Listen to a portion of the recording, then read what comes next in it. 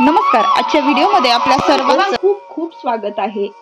दर्श वेळ अमावस्येच्या हार्दिक शुभेच्छा. कारण ही दर्श वेळ अमावस्या कशा पद्धतीने साजरी केली जाते किंवा या दिवशी काय काय पूजा अर्चा केली जाते याविषयी आज आपण माहिती घेणार आहोत.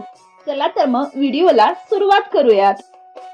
या सणाला वेळ अमावस्या किंवा वेळा अमावस्या किंवा मग येळकी किंवा मग ग्रामीण भाषेत येळवस हा मूळ ग्रामीण शब्द आहे.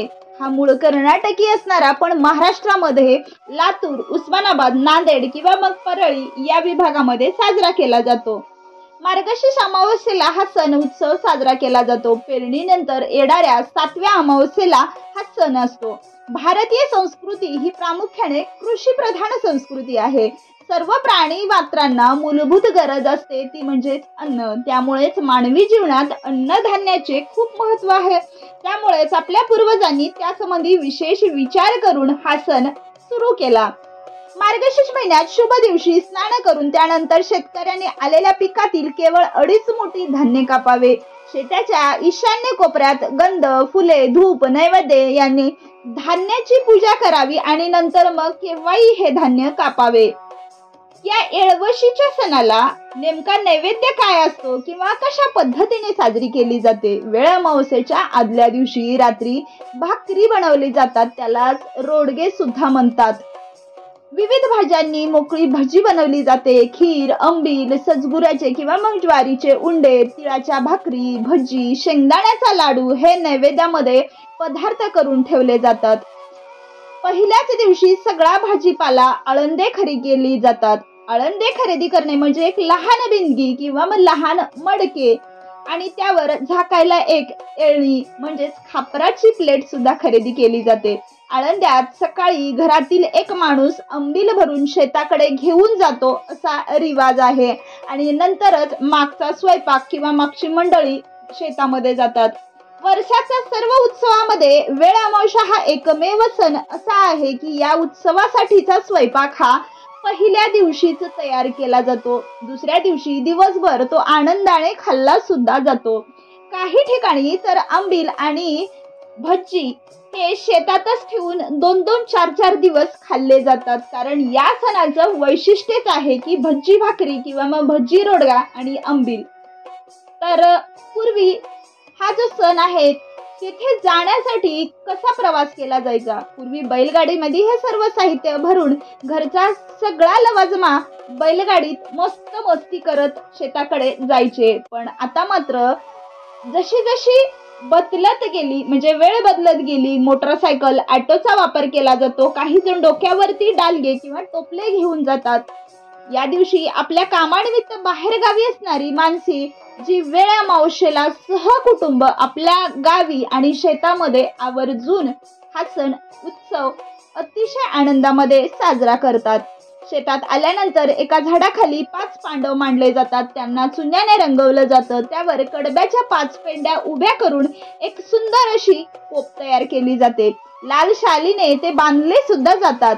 डालग्यातील साहित्य काढून पांडवासमोर हिरवे वस्त्र अंथरून यथासांग लक्ष्मीची पूजा केली जाते. धूप दीप दाखवून नैवेद्य म्हणून भजी, वांग्याचे भरीत, ऊस, पेरू, बोरे, शेंगदाण्याचे लाडू, आंबील, आंबट भात, ज्वारी बाजरीचे उंडे असा यथासांग नैवेद्य धरणी मातेला दाखवला जातो. हा दिवस धरणी मातेचे ऋण मांडण्यासाठी किंवा मग तिची ओटी भरण्यासाठी साजरा केला जातो. ज्या पद्धतीने आपण दिवाळी घरी लक्ष्मीची पूजा करून साजरी करतो त्याच पद्धतीने वेळ अमावस्या ही शेतातील लक्ष्मीची पूजा करण्यास साजरी केली जाते. नंतर पांडवाची पूजा करून शेवटी नारळ फोडून अतिशय साध्या पद्धतीने ही पूजा केली जाते. त्याचसोबत या कोपीभोवती सड शिंपला जातो आणि होलग्या होलग्या चालग पलग्या असा मंत्र सुद्धा म्हटला जातो.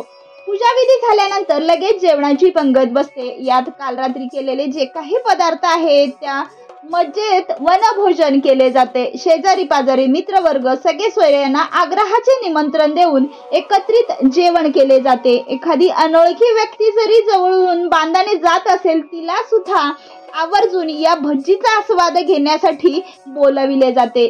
थंडगार बिंदीतील आंबील पिली की एक मस्त प्रकारची झोप येते, म्हणजेच त्या आंबीलची नशा होते. काही जण शेतातील आमंत्रणाचा मान स्वीकारत फिरत असतात. या मार्गशीर्ष महिन्यात गहू, ज्वारी, करडई, हरभरा, वाटाणा, तूर, ऊस ही रब्बीची पिके अगदीच जोमात आलेली असतात. शेतातील निसर्गाची उधळण झालेली असते. बोराच्या झाडाला बोरे लागलेली असतात किंवा मग पेरूच्या झाडाला पेरू असतात. आंब्याला नुकताच मोहर फुटायला सुरुवात झालेली असते. वातावरणात गुलाबी गारवा असतो, म्हणून निसर्गाने हिरवा शालू पांघरल्याचा भास व्हावा अशी हिरवळ असते. जेवण झालं की काही जण झोका बांधून मस्त झोक्यावरती हिंदोळे घेतात. काही ठिकाणी पतंगबाजी केली जाते.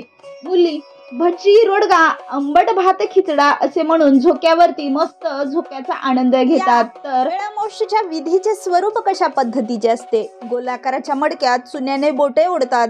हळदी कुंकू कावयांचे पठ्ठे ओढले जातात. नंतर त्यात काठोकाठ अंबील भरली जाते. बाजरीचे मुटके, ज्वारीचे मुटके, पुरणपोळी याचा नैवेद्य करतात. शेतात पिकलेल्या पालेभाज्या शिजवून त्याची छान गरगटा भजी केली जाते. एका मडक्यात भात भरला जातो किंवा मग गोड खीर बनवली जाते. शेतात आल्यावर शेतकरी आपल्या डोक्यावरती मडके घेऊन येतो. घोंगड्याच्या खोळीने झाकतो. तसेच करून तो संपूर्ण शेताच्या बांधावरून होलग्या होलग्या चालंग पलग्या म्हणजेच 5वी पांडव, 6वी द्रौपदी, हर हर महादेव, हर हर भगत राजा, चांग भलच्या घोषात काळ्या आईचं चांग भलं असा पुकारा केला जातो. शेताला फेरी मारली जाते. नंतर तो काला शेतात फेकला जातो. एका झाडाखाली खड्डा केला जातो. तेथे माठाची पूजा केली जाते.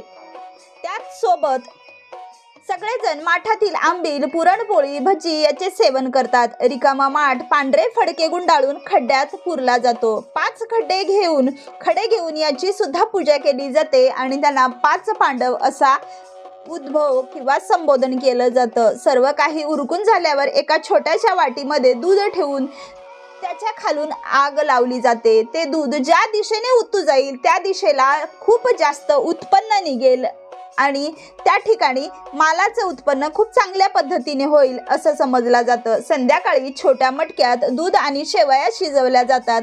त्याला उतू येऊ दिलं जातं. ते दूध ज्या दिशेने उतू जाईल तेथी दिशेला पुढील वर्षी चांगले पीक होतो असा समज आहे. थोड्या वेळात पेंढी पेटवली जाते, म्हणजे जी आपण कोप बनवलेली आहे त्या कोपीची एक पेंडी पेटवतात व त्या पेटत्या पिंडीला घेऊन पिकाच्या भोवती शेताला प्रदक्षिणा घातली जाते.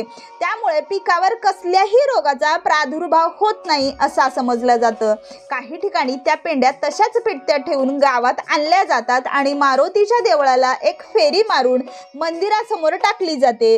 त्याची शेते दूर आहेत असे अनेक शेतकरी इथे पेंड्या पेटवतात आणि मंदिराला प्रदक्षिणा घालून मंदिरासमोरच टाकून देतात. शेतातील सर्व मंडळी सूर्यास्ताच्या वेळी दिवसभरात हा अनोखा आनंद उत्सव साजरा करून सुखासमाधानाने घरी येतात.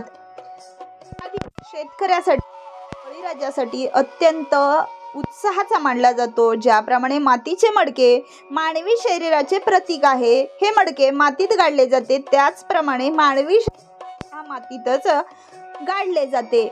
पिके आणि भूमी यांना अन्न देण्याच्या प्रक्रियेचे प्रतीक म्हणून काळ्या शेतीचे पूजन या दिवशी केले जातात. हा शेतकरी जे आपल्या स्वतःची आई मानतो, या धरणी मातेला तिचे ऋण फेडण्यासाठी या दिवसाची अतिशय उत्सुकतेने वर्षभर वाट पाहतो आणि ही वेळामोशा अतिशय उत्साहामध्ये साजरी करतो. तर ही वेळामोशीची माहिती तुम्हाला आवडली असेल तर लाईक, शेअर आणि सबस्क्राईब नक्कीच करा. धन्यवाद.